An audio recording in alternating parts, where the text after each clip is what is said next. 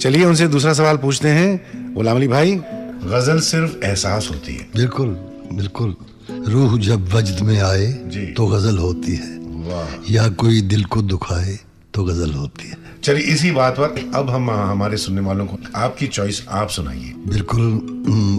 मेरी पसंद की चीज़ें जो है ना, एक मैंने गज़ल गाई बहुत चंद लोगों को, और जो बहुत ज़्यादा समझ रखते हैं वो उसको बहुत सुनते हैं। पारा पारा हुआ पैराहने जा, फिर मुझे छोड़ गए चारा गरा, और फिर सोचते और जागते सांसों का एक दरिया हूँ मैं, अपने गुमगश्ता किनारों के लिए बहता हूँ मैं। वाह। और फिर क्या कहते हैं, शौक हर रंग रकीबे सरो सामा निकला, कैश तस्वीर के पर्दे में भी उरियां निकला।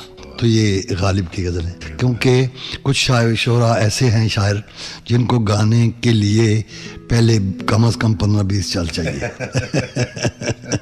तो वो भी अगर कोशिश करे आदमी तो। वैसे गालिब की बात आपने की तो एक मुझे किस्सा गालिब का जो सेंस ऑफ ह्यूमर था उनका, जी हाँ, मुझे याद आया कि गालिब आप तो जानते हैं, मैं अपने सुनने वालों के लिए एक बात बता रहा हूं कि गालिब सारी जिंदगी एक छोटी कुटिया में गुजारी, गुर्बत। जी हाँ बिल्कुल। और बारिश के मौसम में छत छलनी हो जाता था, पानी गिरता था, बिल्कुल। और पानी गिर के दीवारों पर वो हरियाली मौस आ गई।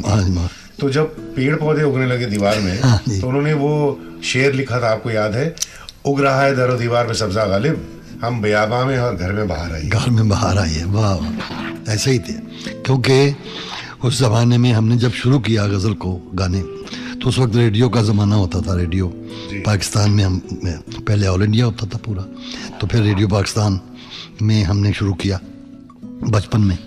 मैं उस वक्त 12-13 वर्ष का था जब से शुरू किया। तो हम पहले लाइव प्रोग्राम करते थे, और इन शायरों को गाया हमने पहले, सबसे पहले किनको, जिनके लिए बहुत ही सीखना पड़ता है, शायरों के पास बैठना पड़ता है, फिर गाना पड़ता है। वो थे उस वक्त मीर तकी मीर और चिराग हसन हसरत और मुसफ़ी और आतिशदा गालिब, मीर मिनाई, मीर हसन मीर हसत, ये सारे। वाह। गजलों का काफिला चल निकला है, साथ चलिए और सुनते रहिए कारवान गजल तलत अजीज के साथ, सिर्फ 92.7 बिग FM पर।